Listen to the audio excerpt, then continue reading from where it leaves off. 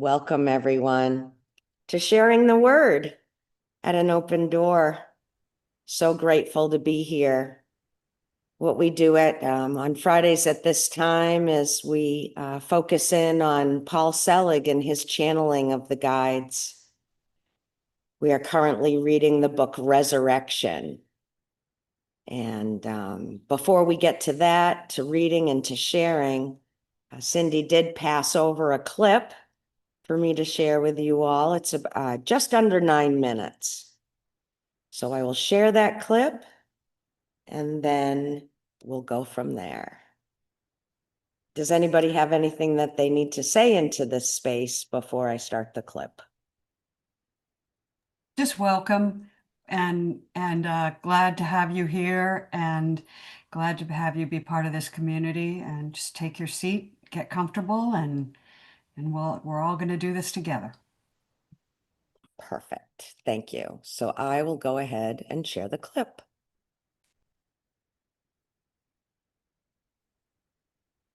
Give me a shout if you can't hear it once you're supposed to.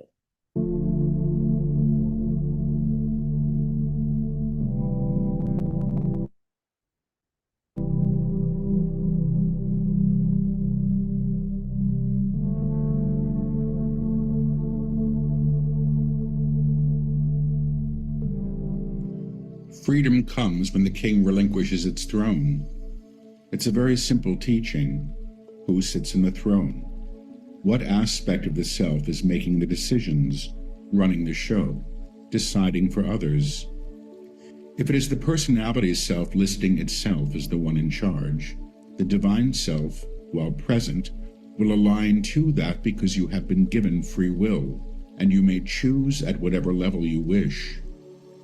When you align to the higher, I have come, I have come, I have come, the monad, or the divine self as you, the principle of the creator that has come as and through you, is actually given opportunity to reclaim itself through every aspect of you that would deny the divine. And that is the process you entail when you make that claim. To utter the words, I have come, is to announce the monad in purview and in the throne, so it may reclaim itself in the kingdom of God.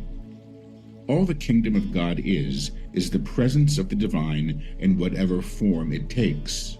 And because God is all things, the realization of this field must be known by you as you enter into it.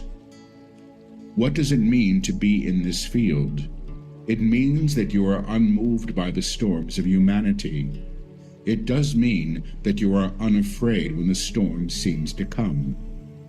But it also means that the boat that you are is present for all, and the light that you are, shining on the stormy seas, will lead others to shore as well.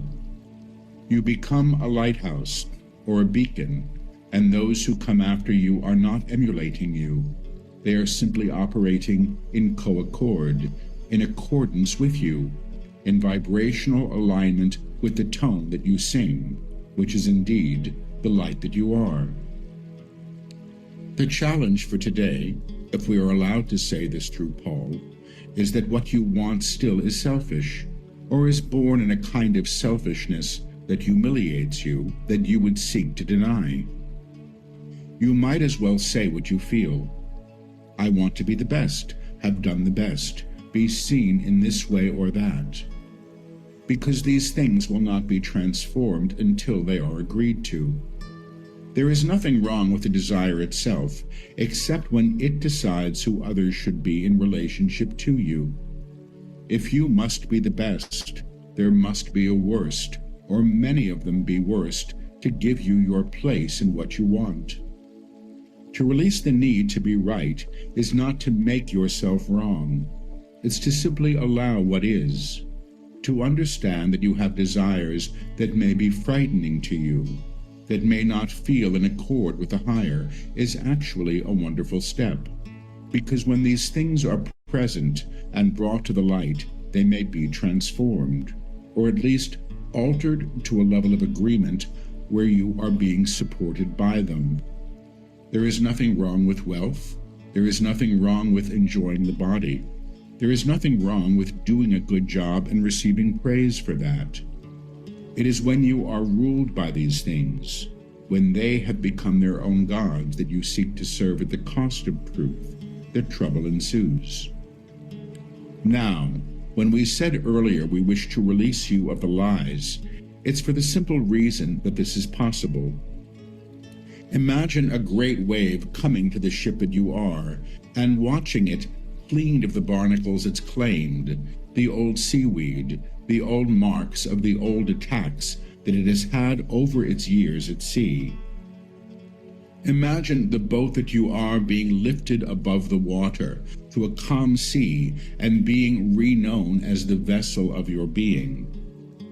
And imagine the vessel of your being has holds and things that have been hidden and locked away, compartmentalized, sought to be ashamed of. And imagine the boat is releasing the holds, releasing the shame, releasing what has been accrued there, and that this great wave of light is now washing it clean, claiming it new. You may say these words if you wish. I am in the upper room. I have come, I have come, I have come. Behold, I make all things new. It will be so. God is, God is, God is. And allow the boat that you are to be returned to the sea, cleansed and healed, without the old cargo, without the old scars from past attacks, without the grime it has accrued through wading in the poor waters. Imagine the boat that you are is now moving on course, and that the compass that it holds is directed by the divine, or the monad, in agreement with the will that you have been gifted with. To align to the will at this level of tone is to be in your integrity, because the monad or the divine self will not take you out of it. The small self may. It wants what it wants. But when the claim is made, I am in my honor, word I am word, your honor will direct you, and it is a trustworthy compass. Your honor will not harm, it will not lie, it will not be in treason, it will not war, and it will be in benefit to all that it encounters. I am in my honor, word I am word. Now, when will is claimed in the upper room, I am in the upper room, I have come, I have come, I have come. I am in my honor. I am in alignment with the higher will. You are entrusting the divine to support you in this realization. You are not taking a hammer to your will and trying to bend it in the shape you think it should be. You are not trying to fix yourself through the old menu. You are entrusting the divine to direct you. And if there are actions you must take, you will know what they are. And know means realize. We will say this now to each of you. On this night we claim that all who hear these words are being met by us at a level of reclamation they may experience in wonder and in truth. And on this night we say yes to the transformation of this passage that you are all to undergo. Not only do we sing your songs for you, so that you may learn the words, we sing with you. We are the wind at times that moves the sails of your ship. We are the waves that cleanse, and we are of source because we cannot not be. Our wish for you is that you will be the same. We will say this. He wants us to say it, but we will say it anyway. We are who you become when you know who you are. Blessings to each of you.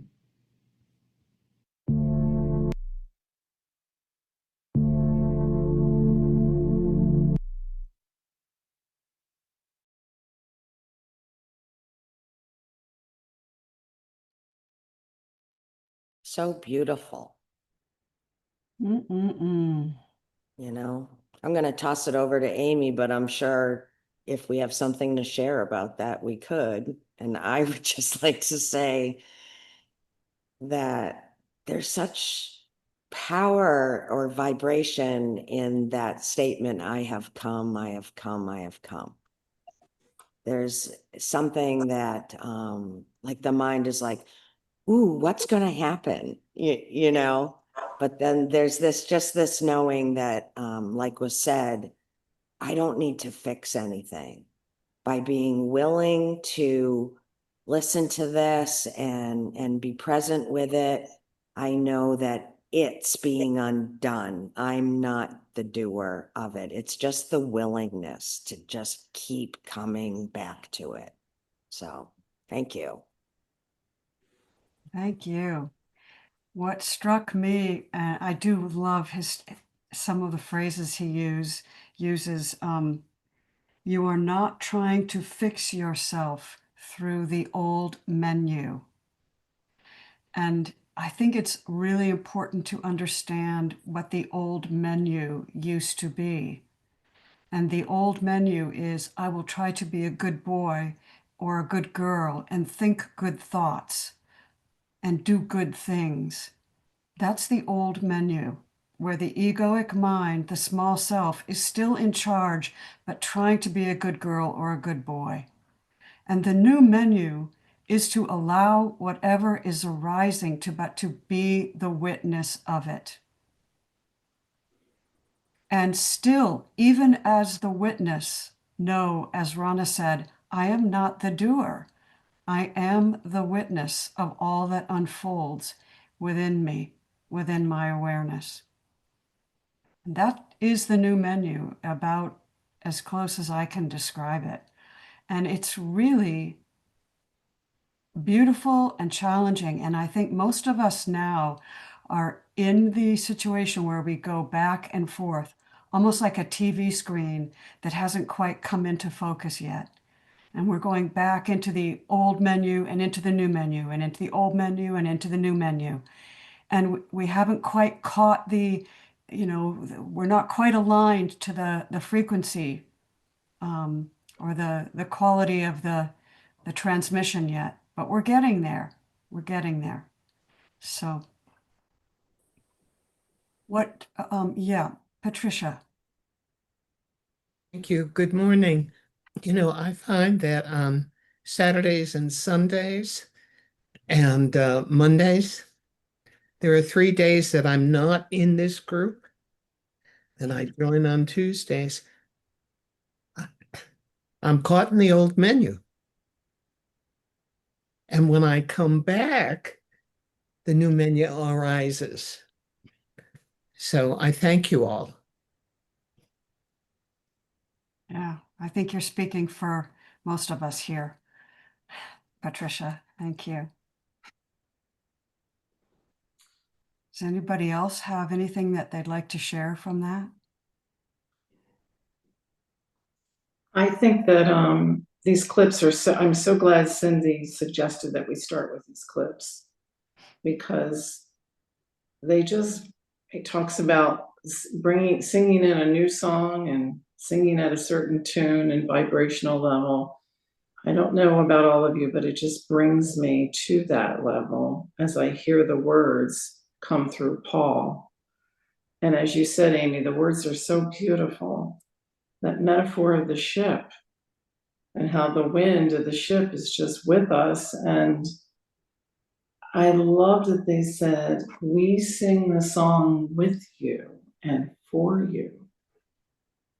So it's like you said, we can just kind of relax into that as we hear these words, and not only not try to fix it, but not try to figure it all out either. The mind wants to try to figure it out and have it make sense according to the old menu. Well, it's not going to make sense according to the old menu. Right. So also let everybody know that I'll have to be slipping out early today. Thank you. Okay.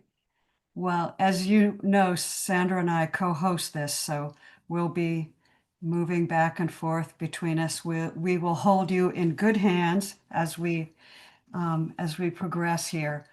So let's open on, we're in the introduction still. We move so slowly, huh?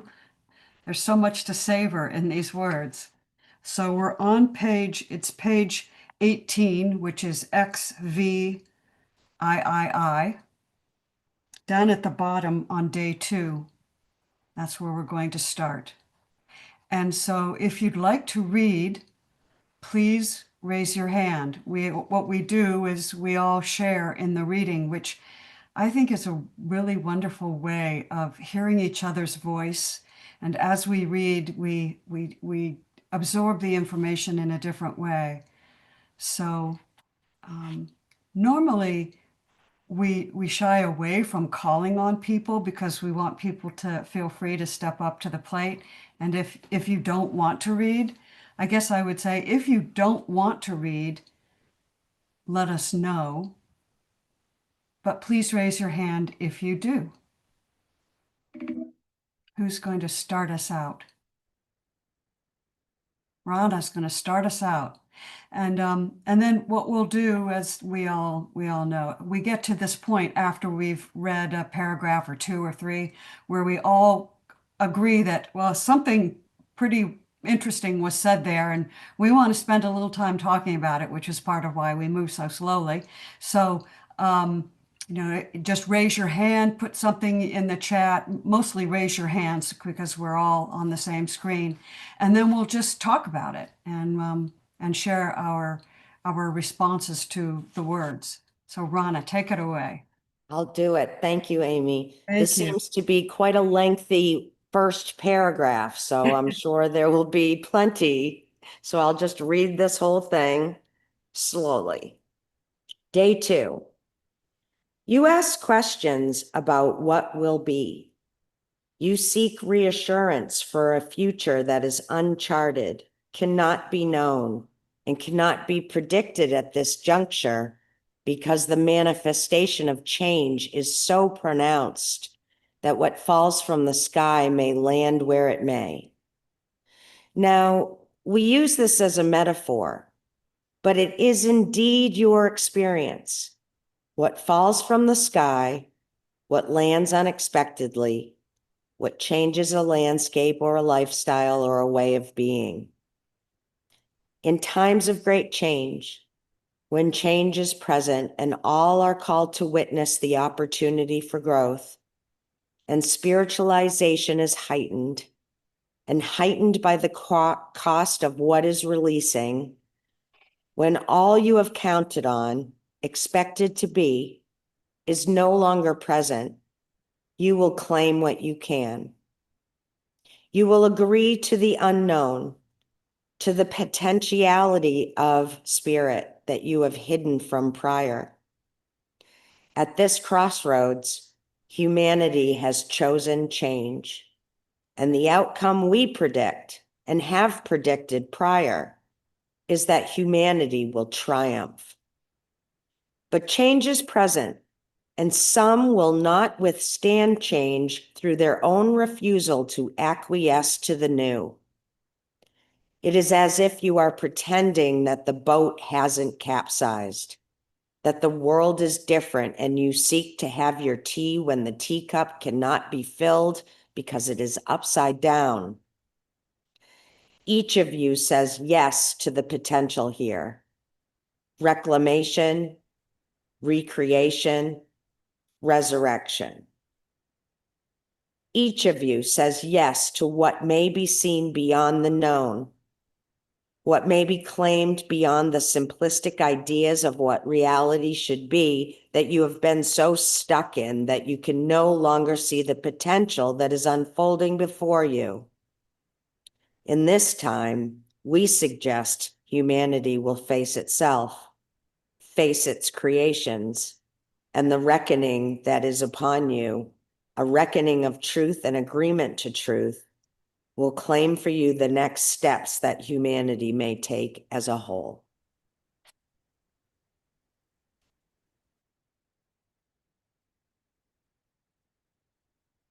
Izzy.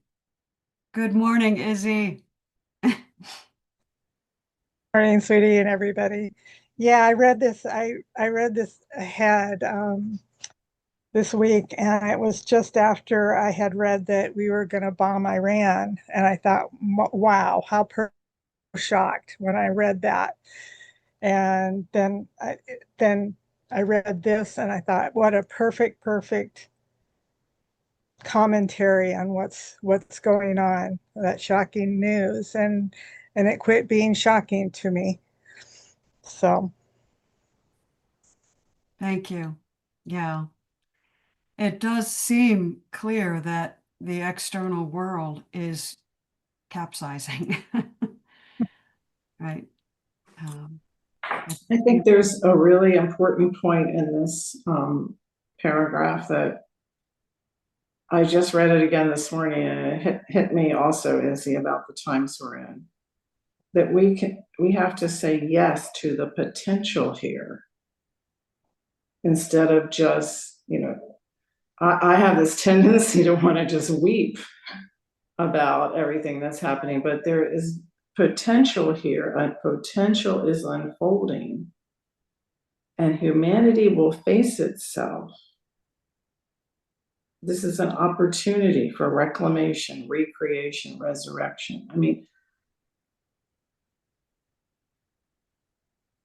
it became very clear to me something that the people, I don't know how to say this, but I'll just blurt it out. But I thought, how could my fellow citizens do this? I mean, I had this awful feeling of letdown about my country. And then I realized it was always there. It's just come into the light now. It's come into the light. All of this is coming into the light. People all over the world now can see what people are doing to each other. And so I love that there's this little phrase in there, humanity will triumph. Mm-hmm. And it gives me hope. And I'm no longer just I'm just going to keep agreeing to the truth. Agree to the truth, see the potential, and don't think it's going to be solved in the way you think it's going to be solved. That's what I got out of this. Thank you. Yeah, humanity will face itself, face its creations.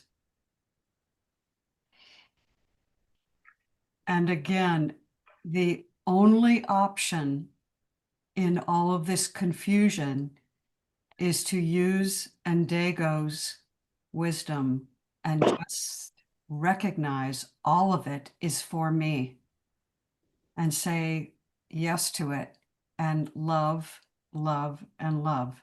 That doesn't mean love the destruction, but it means remember that the truth is love.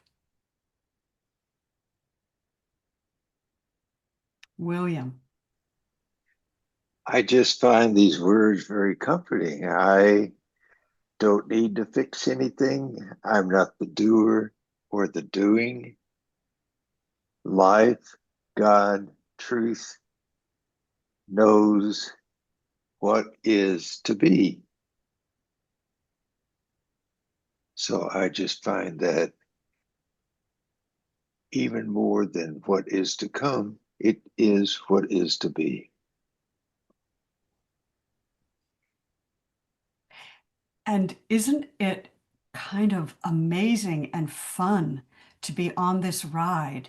I mean, it almost feels like we are surfers who have caught this wave and we are just on our surfboard, hanging on, riding it to the shore.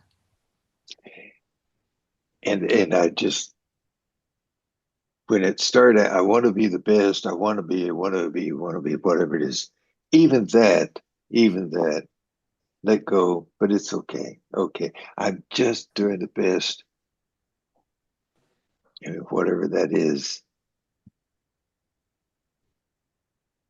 Thank you.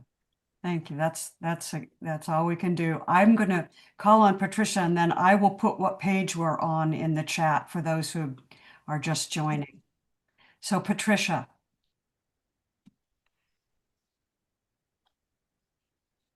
Thank you. Good morning, everyone, again. What I was thinking about is something we talked about yesterday in the course when we're talking about God playing. This is God's play. That how we think and how we behave and all of that, what's going on in the world, it's just God playing. And when I think about that, I want to change that word. It's God's way of waking us up. That's another way to put it. You know, it's like what's happening in Iran, as he was talking about. It's like waking us up. So that's all. thank you. And all there is to surrender and to trust. That's right.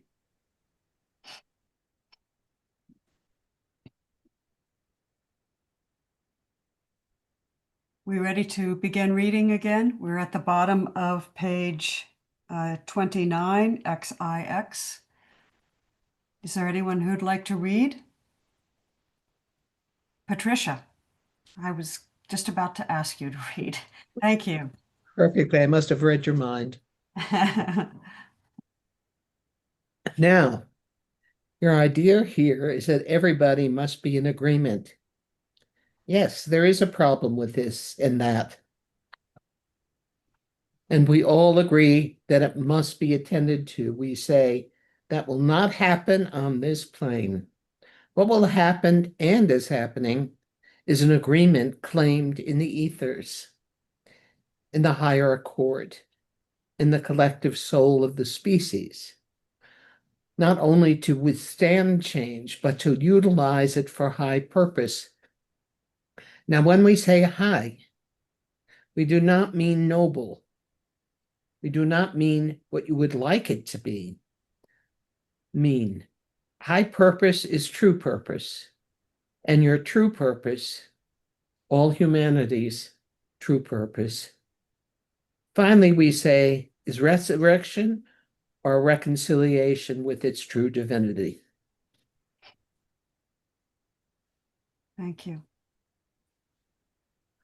What really strikes me there is an agreement claimed in the ethers. Yeah. And I don't really know what that means, except that there is a collective soul of the species, and we could probably spend a day talking about that.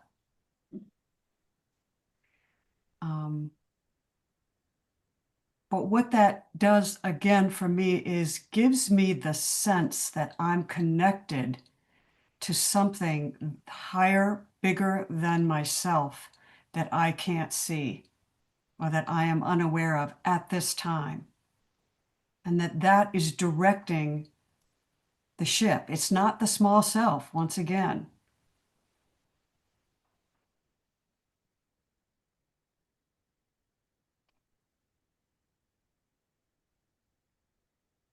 It's kind of like the clip we heard earlier. We sing with you, we sing for you. We're one. Exactly. There's so much unseen assistance going on all the time.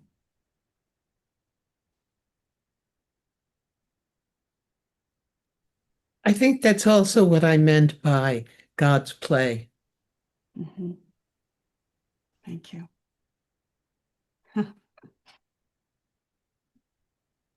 I just keep coming back to it. There's no we.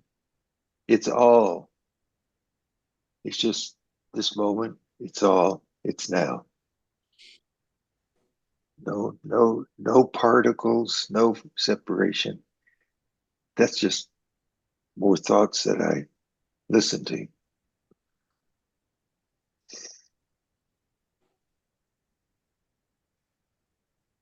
It's just fun.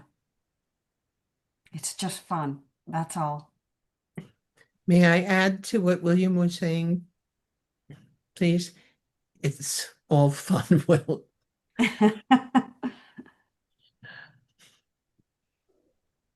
well, it's like the concept of souls as a collective. That's so beautiful. I mean, that expresses who we are or what we are.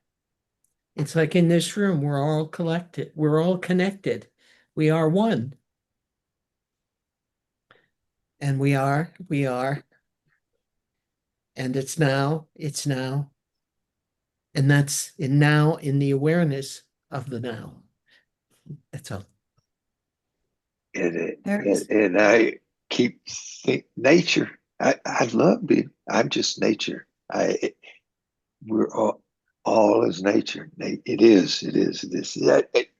Forget what I say. There's a wonderful book called, it's by a man named Joachim Wolf, who is a physicist. And he grew up during World War II Germany. He was a young man. And when the war ended, he had an exceptional experience, a download. And he wrote a book that he actually worked on for a lot of his life called The Inner Nature of Spiritual Reality, something like that. And in that book, he describes source as everything. And that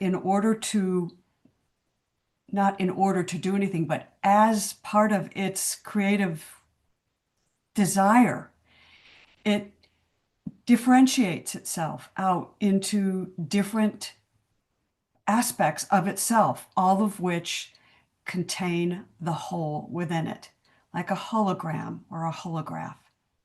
And the whole book is about the holographic nature of God. And so he talks about these, he describes species as holon, as whole aspects of the infinite holograph. And humans are one, and each animal species is another, and water is another, and plants are another. It's very much like the Native American or the shamanic, it's not Native American, it's shamanic, global shamanic tradition of, the plant kingdom or the water kingdom or the kingdom of the creepy crawlies or the kingdom of the flying beings.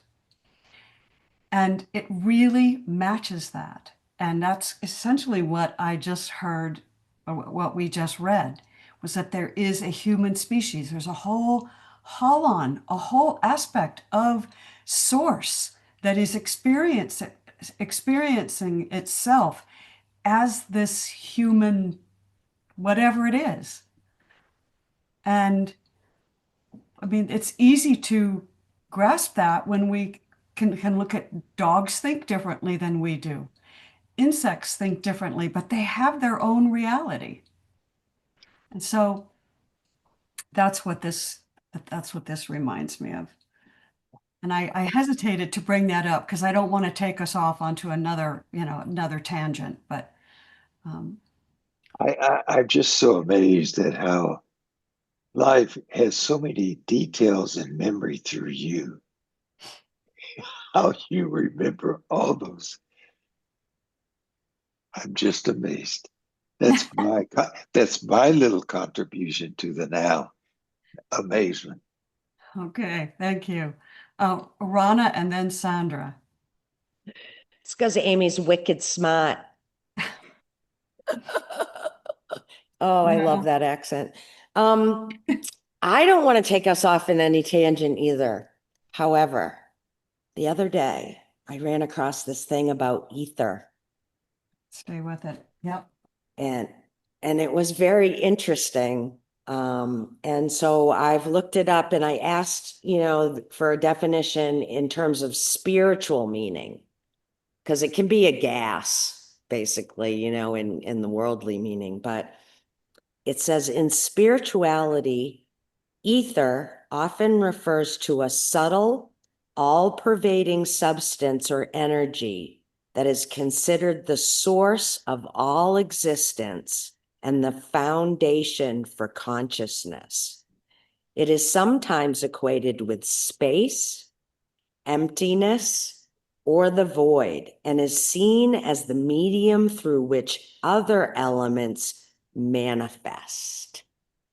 So when it comes to, if anybody's ever heard about, Regina does a teaching on the 4 principles of God, and ether is in there, as part of this, not levels, right? They're not levels, but we go from the absolute emptiness down to the manifestation principle number 4, and ether seems to be connected in there. And the thing that I saw that I was reading about, which I found very interesting, is they had a picture of the hand, and they were talking about Indian mudra.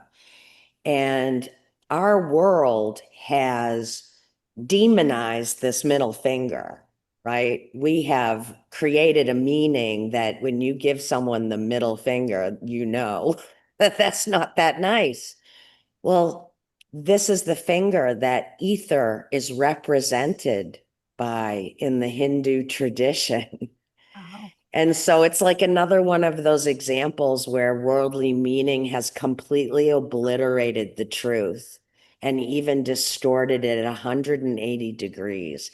I don't know anything about what I'm talking about. That is just the points that I found this week. So I thought it was super cool that that word was used in our reading. Thank you. Patricia. I'm loving the concept of soul for some reason. It's just speaking to me. So the trees have soul, even the little bugs, those buggy things. And then I was thinking about the 2 dogs I used to have, and I used to refer to them. These dogs are little bits of the universe in dog suits. And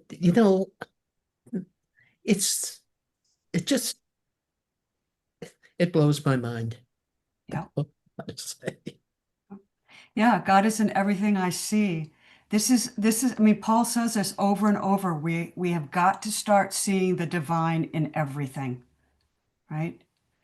And for those who are interested, the book is called Understanding the Grand Design, Spiritual Realities, Inner Logic, Joachim Wolf. I'll put this in the chat. And if anybody gets it and wants to do a book club with it, I would love to do that. I've taught this book at least 3 times. It's just a really, really, it's an easy read, and it just gives you a structure about how to think about God in ways I guarantee you haven't had before. Right. And with that, Sandra, I don't remember where we were. I hope you do. We're on the middle of page 20. And I don't mind reading for a little while. Okay. I'll read. Because I love the first sentence. Now, your true divinity is always present. Now, your true divinity is always present, cannot be there, but it can be denied, has been denied, and denied not only at the individual level, but at the collective as well. Imagine an ice that has covered humanity that begins to shear off in an escalating heat. Imagine that what is released from its icy encasing is the flame of the divine that seeks to reconcile itself and all things with its true purpose and nature. This is the act of being that you are attending to here. It is the act of being as the true self, as manifest that humanity is entering. Now we say entering intentionally. You are impatient. You want it done on Tuesday next. You want it done before your vacation starts, certainly before your children are grown, so that you can see them in a happy landscape. Boy, they know us well, don't they? But what is happening now is recreation at a mass level, and a scale of which you have not seen in a lifetime for thousands and thousands of years. The articulation of a species when it is growing, outgrowing old forms, manifest anew, is an act of expression. And the expression of this happens in two ways. Less so the individual, although the individual is present and participatory, but primarily at the level of species, when the vibrational field that the species has held is up leveled to a new tone. When the new tone is held, a lengthening note, we would suggest, the field of the body, or how the body expresses in the energetic field, is also attended to.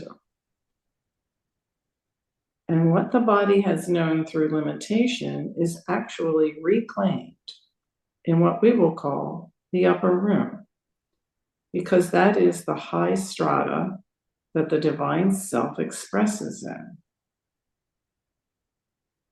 Humanity expressing in a new tonality does not mean you have fine behavior, better manners, perhaps less difficulty.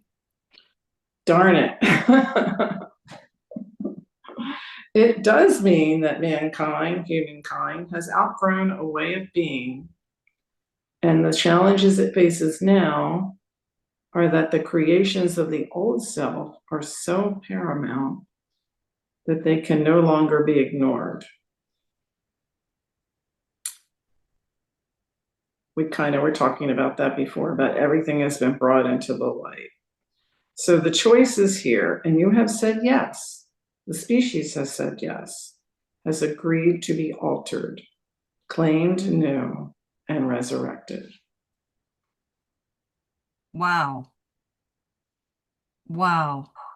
Yes, mind-blowing, like Ron. Mind-blowing. It is, but it's also joyful. It's not scary to me at all. I don't know if anyone feels fear about this, but It feels so much more important than making a better Rana. Right? Like Well this said. purpose, thinking that it's just about Rana and her little life and having a happy dream is just so limited and selfish, really. This is where I really feel like Selig's guides really draw a lot on the Course in Miracles, but he's taking A Course in Miracles a step beyond what we have. He is really laying claims about where we're going that I don't think have really been, they're not in A Course in Miracles in the yes. same way. Right. Or any spiritual teachers that we hear from, really. Some channels have said these things before, but he's right out there. He is putting it on the line. And Izzy's got her hand up. Come to the head of the table. Oh, thanks.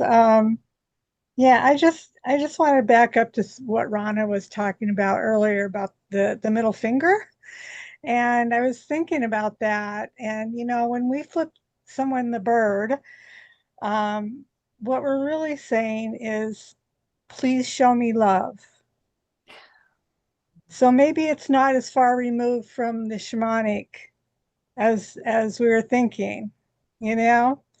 And you know, all I can think about is how my life collapsed in every way possible about 45 years ago. And now this collective, and we may be looking at a complete collapse. I mean, people around here are talking about World War III, and you know, it's not realized that the more we fear that, the more we bring it forth.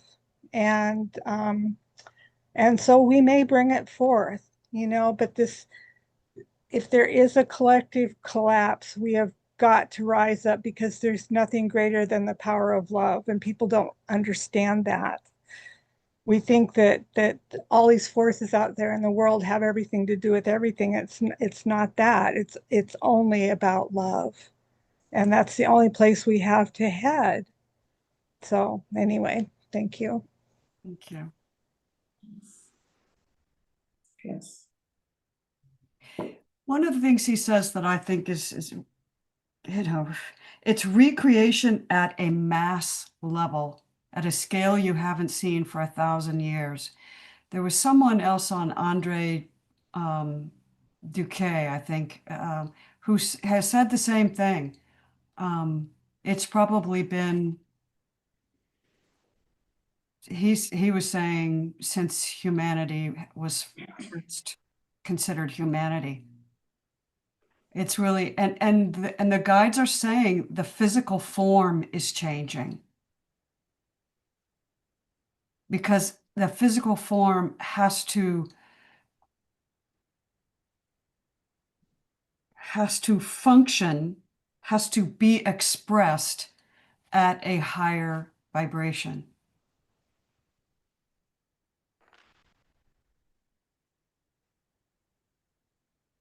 Well, it makes sense because we're so connected as a world community now. Yeah. We have instantaneous news and connection now around the world, whereas before we had to wait for somebody to travel from one island to another, or Yeah. So now it's fast. It's fast. And I think one of the things that I think I've said this before, I think the whole realm of human sexuality is reflected, the change in sexuality, in gender identification, in gender expression, in human expression, is reflective of this change. We are no longer functioning at the extreme ends of a dualistic spectrum. We are beginning to express all along the infinite variable ways that being in form expresses itself. And what we are seeing is various groups or policy leaders or power holders that really want to hold us down. They really want to keep us in the various camps that we're supposed to be in, because they're uncomfortable with the variety of change, with the variety of expression. And it's part of the process. And that's where, Rana and Sandra and Izzy said that love is the only response to that genuine expression. Patricia. And I think it's also beginning again. There was the march, the King's March against the king, and the 60s, when all we are saying is give peace a chance and all there is love. So it may be a rebirth of that feeling. I believe it is. Yep. It's an expression that's beginning to build. Thank you. Thank goodness. Thank you. Alka, would you like to read?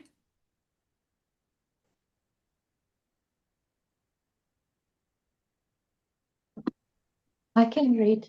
Yes. Thank you.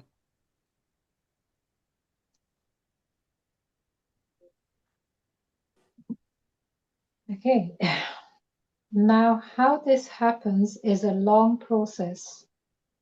We use the word long in an illustrative way, not to tell you what the time frame is, because you can move beyond time in an escalated field.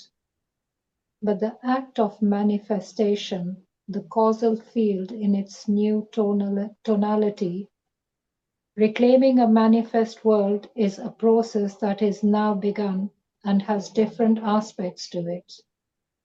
The primary aspect that you are witnessing now is the collapse of structure, And this will continue for some time because the new seeks to be born where the old has held sway.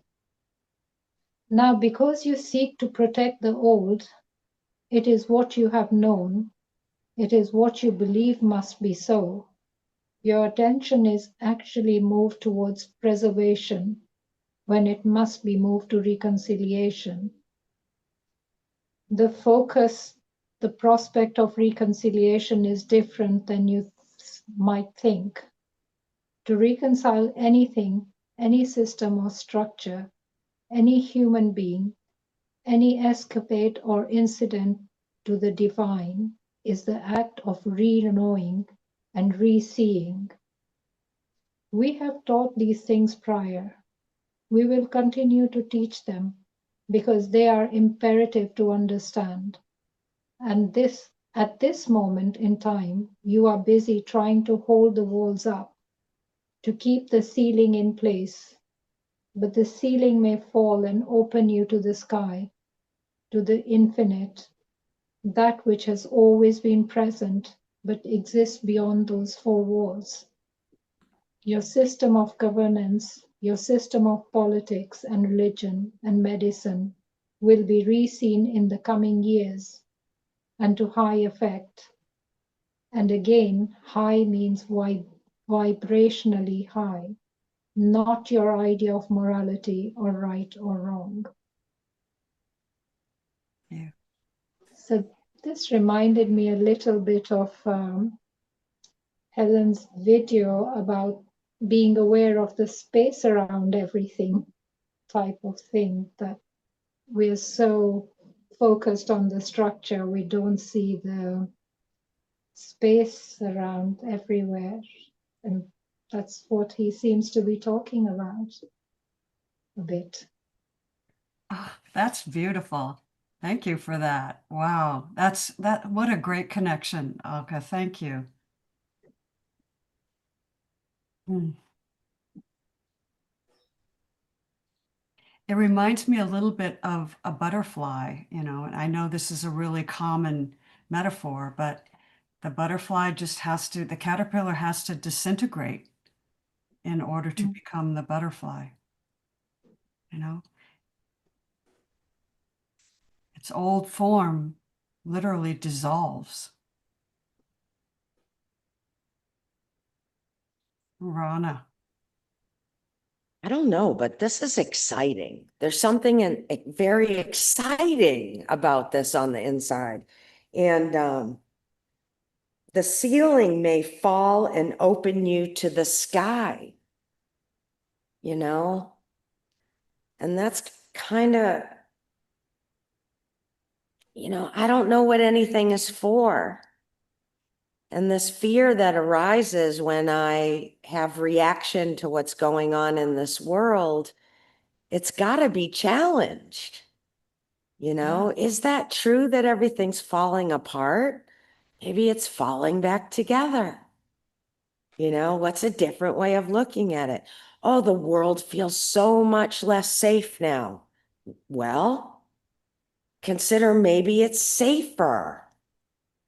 I'm not saying it's right or wrong, but in this world of duality, maybe I need to consider both, because I don't know which is, the right thing. But, it's like falling up the stairs, in terms of steps or something, it could be a good thing. I mean, you just don't know. But that paragraph made me go back and look when this book was written, right? Because it makes such a specific reference when it said re-seen in the coming years, right? It's like, oh, well, what does that mean? Well, this is 2021, which is, we are in the middle of all of it. We're not reading about something from the 30s right now. We're reading right now. That's right. It's super exciting. It really is. It really is. Josephine. I have to go now. I'm so sorry. I hate leaving this conversation. Oh, Sandra, thank you. I Thank you. think you're leaving, but enjoy whatever. All of you. Ron is bringing up something that I was focusing on when this was written, and the idea of what high meaning vibrationally high, not not your idea of morality or right or wrong. We're all now in the midst of what we consider to be horrendous situation. And we're looking for it to be corrected in a way that we consider right and moral and good. And yet, what they're saying here is don't think of morality the way you feel morality should be, or right or wrong. And I like the idea, as Rana said, the ceiling is collapsing. That's how I feel. But that allows us to look at the sky. So we don't know what will come next. But these words really encourage hopefulness. And I'm reading it that way. Yeah, thank you so much for that reminder, Josephine. I think it's so important that we do remember that our idea of morality and what is right and wrong may or may not be correct, and that when we jump on that moral bandwagon, we are actually participating in the dualism of the world. Because if someone else is right, someone else is wrong, and we don't know, right? Comes back to, of course, I don't know what anything is for. Mm-hmm. I am not in charge. As William said, I am not the doer.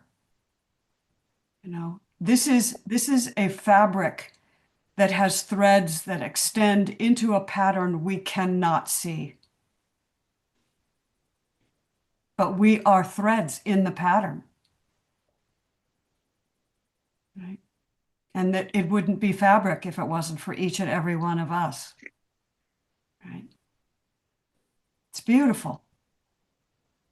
We only have about 3 minutes. William, you're at the head of the table now. Well, I just keep thinking about belief, that what I, down at the very bottom of what I believe, I don't know what I really believe, but it's there. And it's when suddenly, oh, that isn't even the truth. I made that up and didn't know I made it up. So it's that continued awareness. Wow, there's another, there's another, there's another. It's like the snake losing its skins. It's that these skins keep falling off the ceiling, the walls. Wow, I didn't know I was in that box.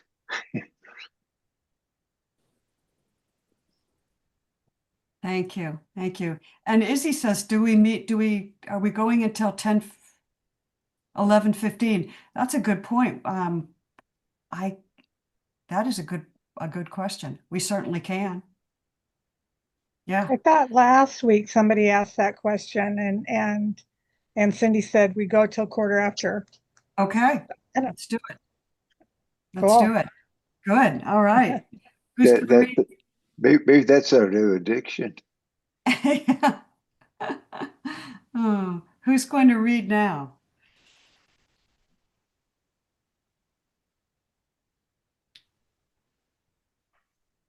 Izzy, do you want to read? Yeah. Okay. Um, We're starting at the top of page 22, when something comes in. right. Okay.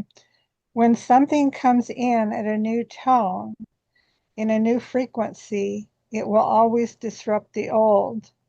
Many of you wonder why on your spiritual paths you face calamity or great change or a disturbance in the idea of self that you have perpetuated throughout a lifetime. This is the effect of the high tone, your own true nature, your inherent divine self, reclaiming what it encounters that has been hewn or claimed in a lower tone or energetic field. There has never once been a passage for humanity of this degree. Wow. And the ones you have faced prior have come through challenge as well. What you see before you today is in fact a beginning of great change, but required change, needed change, because you have been operating in fear for so very long that you mandate fear in everything you would create now. In some ways, what has happened is that the choice to claim in fear has been chosen to release, and it is not a pretty process. Understand, friends, that 50% of what you do in any given day is by rote, through inherent training. You know what to do because it's what you were taught and what you have seen, and consequently, what you expect.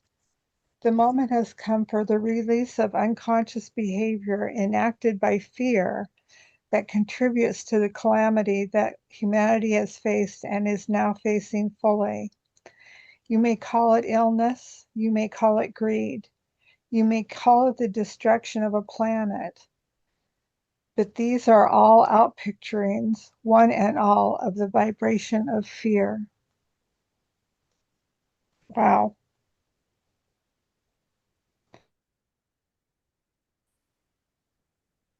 That's just what we were talking about.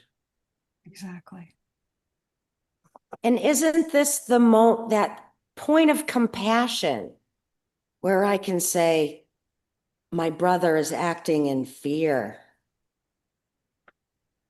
Yeah. So we can also say the administration is acting in fear. Absolutely. Bang, Patricia, that's exactly where I was going. Exactly Yeah. right. And All- it is not a pretty process. I No. love that. That's That is right. right. However, things are being shaken up, like this is for a purpose. Mm-hmm.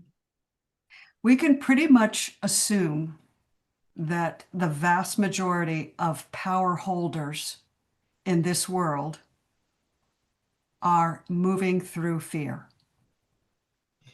Look at what happened with the Ayatollah. He went into a bunker and now it's coming out. Now it's coming up. Artificial intelligence, Yeah. banking, finance, all of it is moving through fear. And what reading this, there has never once been a passage for humanity of this degree is really profound. I mean, doesn't it? That is kind of a gut punch, but in a good way. Because in the beginning, before we read this, he also said humanity will triumph. Right. Is this similar to the pain of childbirth? Yes, I would assume so. The thread of fear weaves through the history of man. That is Kendall, and that is exactly right. And William, what a synchronistic thing that you said it's like childbirth, because Kendall and I are very kindred spirits in this way. I think the act of childbirth is, while we look at women as weaker, and I don't want to get this into a bipolar thing, but the what women go through in childbirth and literally having to give up their bodies to a force that they don't create, that they don't make, they're just giving themselves over. And then going through that process, which in many ways is extraordinarily transformative. And I think in a way that what we go through as women who give birth is exactly what Bill's talking about. It's just like this, it's just a small piece of what all of humanity is going through. And is it what Semmelweis or understanding about germs, what he had to go through. Mhm. I didn't get that. The discovery of why the women in childbirth were dying because of the Sepsis. germs. Sepsis, yes. Thank you. Izzy.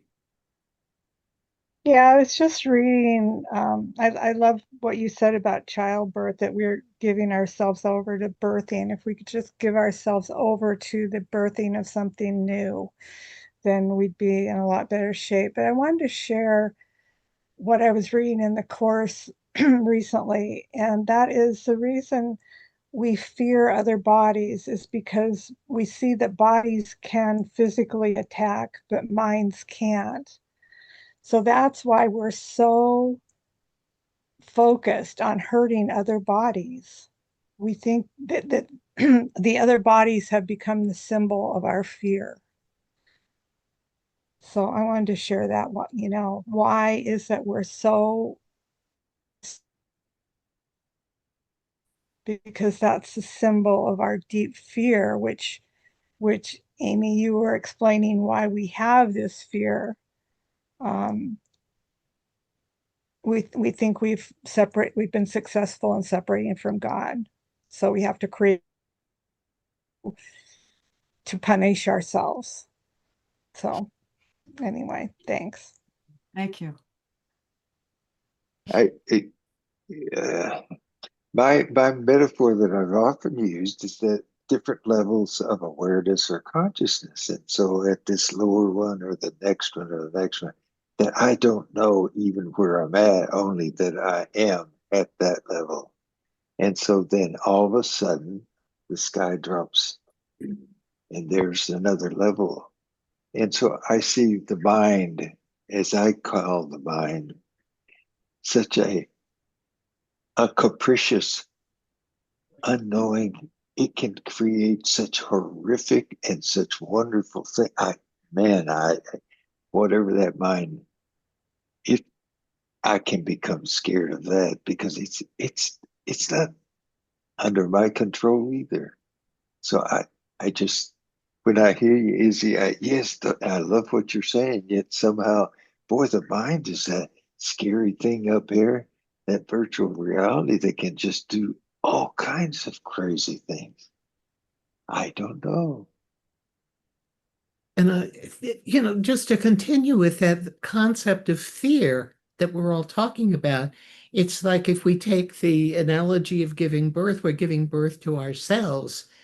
But one of the things we have to do is we have to let go of fear in order for the birth to come through, but has to face the fear. Yes. Yes, that's right. That's right. Josephine.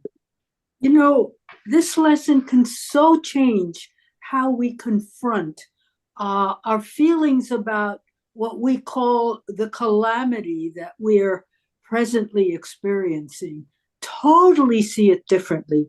It says here, you may call it illness, you may call it greed, you may call it the destruction of a planet. I mean, all the activism around climate change and fear that the world will end, that we're destroying our habitat. And yet it says all these things are all out picturings, one and all, of the vibration of fear. So we can see it all differently. Let go of our fear. Even let go of the reins. Have hope, have belief. And as we're all saying, we know we don't know what anything means. So the way I'm interpreting is have faith and try to let go of the fear. Thank you. Thank you. When we have the experience of recognizing ourselves as infinite, eternal beings, it changes the way we see the world. Because no matter what happens in the outpicturing in front of you, your awareness, your beingness will continue on. I think that's why I have such a fascination and appreciation for near-death experiences, because that's such a confirmation that consciousness is infinite. So I just like to say this one sentence I let resonates. You know what to do because it's what you were taught and what you have seen, and consequently what you expect. I just see that I am spewing out there, I'm throwing out there exactly what I'm expecting and looking at and feeling in my virtual bubble. And I'm just projecting the hell out.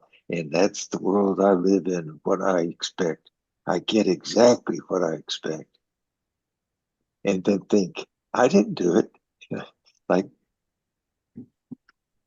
and what you're saying can lead one to become afraid of your own thoughts, because oh, what am I expecting? What am I? Yes, I'm a good little robot. What am I expecting? I must control my thoughts so that I expect something different. No, I mean, no, what he has said here, and this is what I find so beautiful. We are being assisted all the time by the upper realm. All the time. We don't have to watch our thoughts or worry about them. Recognize them as they come up, let them flow through, and move into the next moment. We are being assisted all the time. And I love that. I just love it. in that sense of knowing, unseen, invisible, ether, whatever. Wow. Yeah. Yeah. To not depend on my five senses and thought.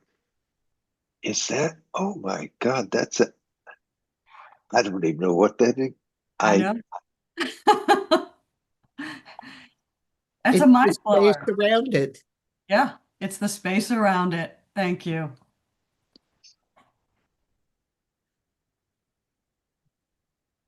Now, does anybody want to, I'm sorry, Bill. Bill, do you want to read this next paragraph? Would you be willing to do that? Of course. Thank you. The starting with now. Yep. Now, when you understand that fear is an ignorant energy, it is not wise. It eats all things indiscriminately to feed itself, to grow as cancer, or pollute as an ocean might be. You will understand that the ignorance of fear becomes your greatest ally. Oh my gosh, listen to that. You have empowered a foolish thing. You have agreed to a foolish thing. You have aligned to it, put it in your pockets, dined out with it, fed it to your children, voted for it or against it, prayed to and for it, made choices because of it. You have done this unknowingly because it is the world you were claimed in.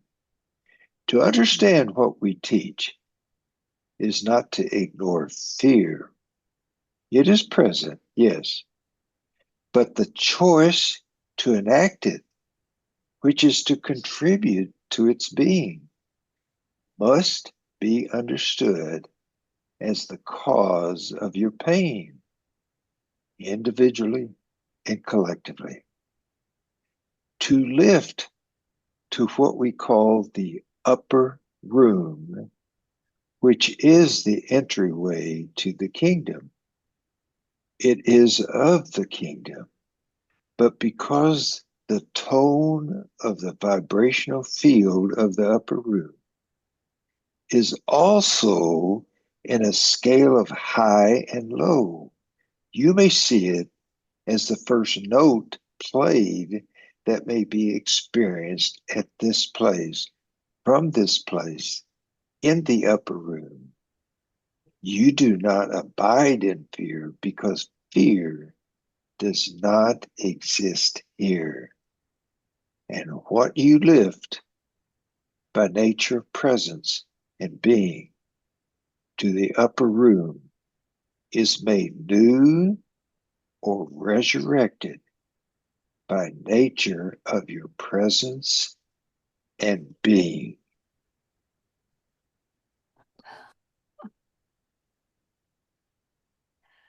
I am going to suggest, because it's 11:15, that we start and reread that paragraph at our next gathering. That was an amazing, amazing. Yeah. Thank you, Bill. Perfect way to close out. We'll take maybe one comment or just say thank you for Thank being here. Yes, what a great way to spend the morning. All right. Yeah. All right. We'll be